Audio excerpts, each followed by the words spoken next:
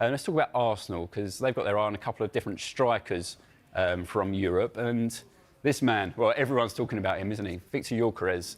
Could he be coming to the Emirates Stadium, do you think, this summer? Quite possibly. There's been a number of reports that Arteta favours Benjamin Sesko, who Pete will talk about in just a few minutes' time. Andrea Berta, Arsenal's new sporting director, supposedly favours Victor Gyökeres. Now, Andrea Berta has a reputation for bringing in tall, physical strikers into his previous club, Atletico Madrid, Diego Costa, Alexander Sorloth last summer, which is a transfer that's worked out really effectively. And it's no surprise that Arsenal and a number of clubs are looking at Victor Gyökeres. There's a rumoured release clause of around £65 million, maybe just over. But Victor Gyökeres' career has really taken off in the last few years after a slow start. And it is worth bearing in mind that at 26, he is a relatively late bloomer, but was on loan at Swansea, just one goal in 2021. But look, as soon as he got to Coventry, one season on loan there, and then really exploded. This campaign helped Coventry to the playoff final, where they lost to Luton on penalties. But since going to Sporting, 43 goals last season, 52 this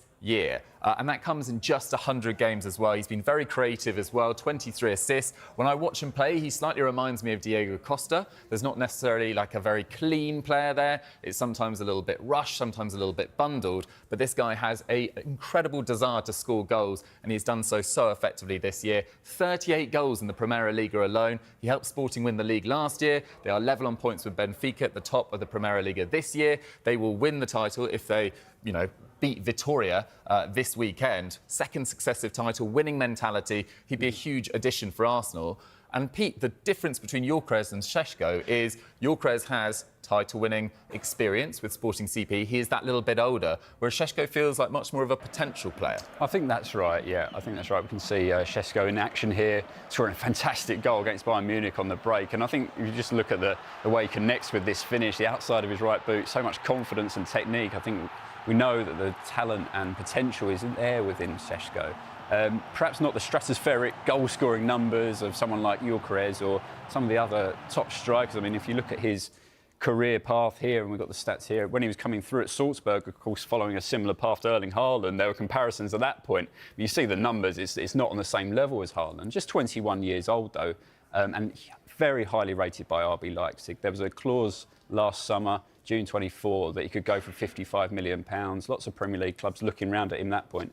It didn't materialise. He signed a contract extension, and there's an agreement in place, an understanding that if a big offer did come in for him this summer, then Leipzig would allow him to leave. But, as I say, they rate him very highly, and I think it would have to be a significant offer, probably in the same ballpark as what you might have to pay for Gyökeres to get him into Arsenal.